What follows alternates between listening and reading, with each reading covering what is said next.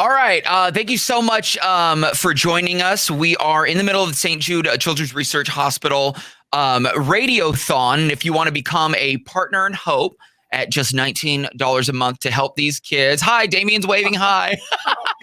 No, I'm doing yes in sign language. Oh, I love that. Oh my gosh, that's great. The phone number is 800-942-8771. Can you do that in sign language?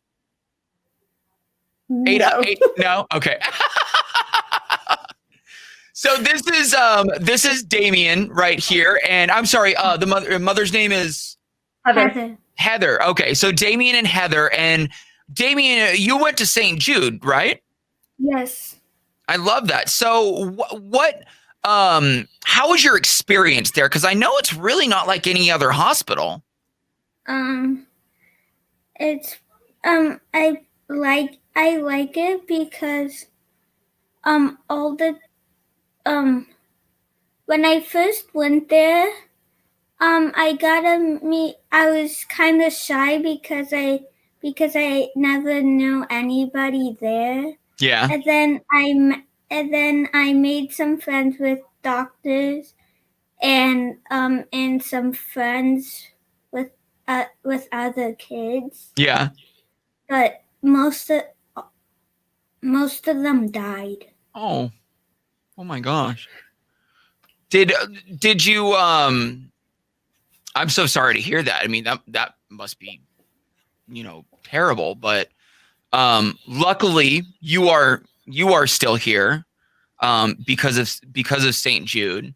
And so why did you go to St. Jude? What did you have? Well, I had a tumor. We called it the Big Sick. And before the first time I went to St. Jude's, I refused to breathe a cough. Mm-hmm. And is it 2 minutes or 2 seconds? No, Mom's not going there. Love you. Mom's not going there.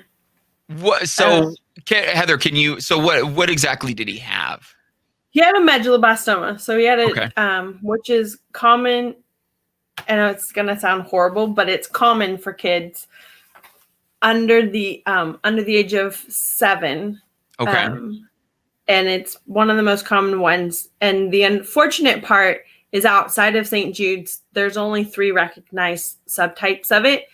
And at St. Jude's, there's 5. And inside each of those 5, there's 7 mini subtypes. Oh my gosh.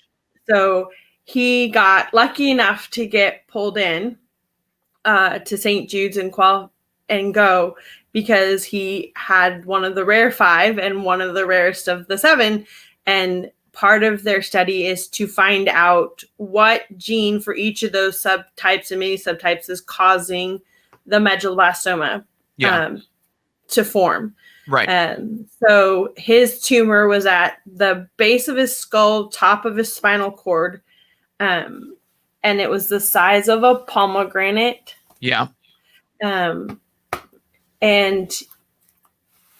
normally it grows into the spinal cord, and then and they can't ever take anything out of the spinal cord, but he got lucky, and their surgery that they did the second time was sorry, he's being so adorable right now. He's trying to pay attention to his reading class too. Great, we're focusing on this. Is he doing digital learning right now?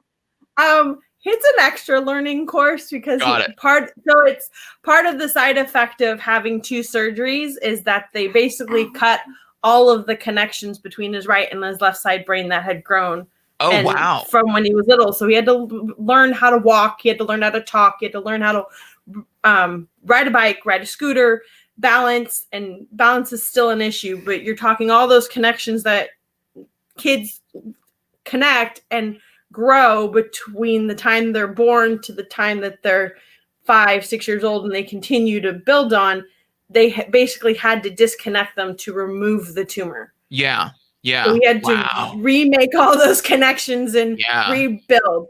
So he may be 11 years old and a survivor, and 6 years out, but there's still certain things that we have to do in order to play catch up, essentially, is what you're doing. Yeah, we're playing catch up because at the age of 5, he had 2 major surgeries, and in 2 years, he had 6 surgeries. So we're playing a lot of catch up with lots of schooling and emotional things and stuff like that. But honestly, I'd rather play that than anything else, and I'm grateful for St. Jude's. And you were telling me earlier that essentially he wouldn't be who he is if St. Jude weren't involved in the process. Yes. He only had 35 rounds of radiation at like a very extreme low dosage, whereas the other one that I was presented with was going to be the highest radiation level you could possibly give a child. Wow. And more, and just a continuous thing for almost 2 years. Right. Because outside of St. Jude's, you have to they do their chemo in a 5-month period. You can't do just 5 rounds of chemo. You have to do 9 rounds of chemo and a certain amount of radiation days. Wow. And stuff. And you can't do that outside of you. St. Jude's has the ability to critique, even though it's a study, critique each plan to hopefully fit as many of the kids or each individual kid.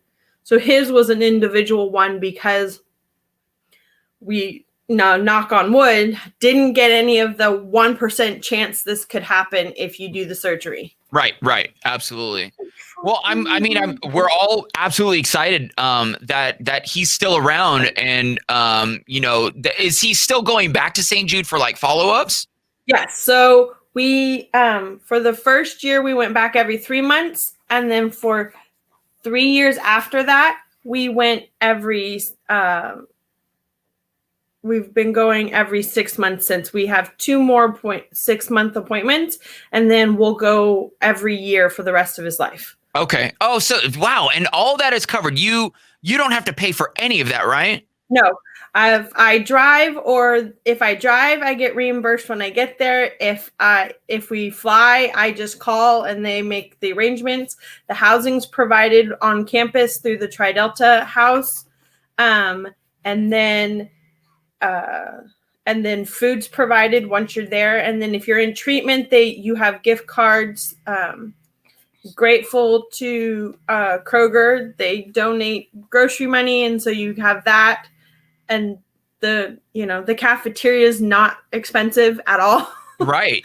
Compared to it's most a great places. Cafeteria. I love their cafeteria. It's amazing. I love their cafeteria. I love it. I especially love it on taco day. On taco days at the specialty one. Yes. Taco and I know one. From what I understand, they have like people actually bring home recipes, and their kitchen can make, like, for example, if you love your grandma's, beef stroganoff.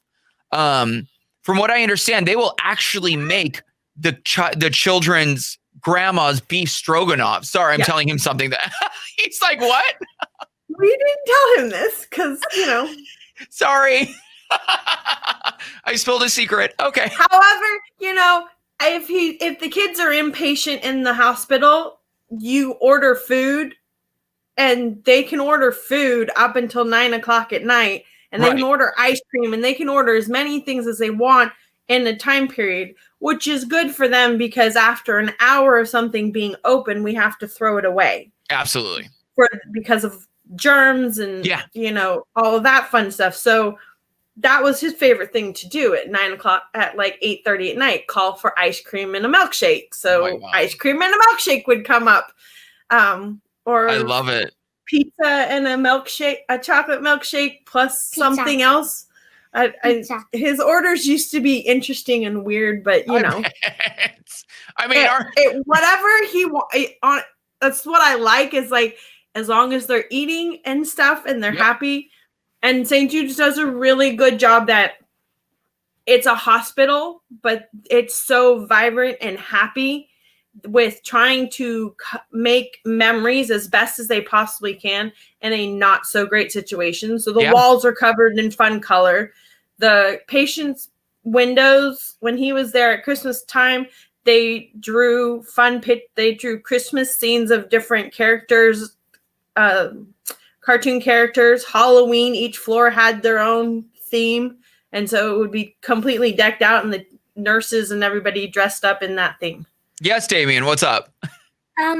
One time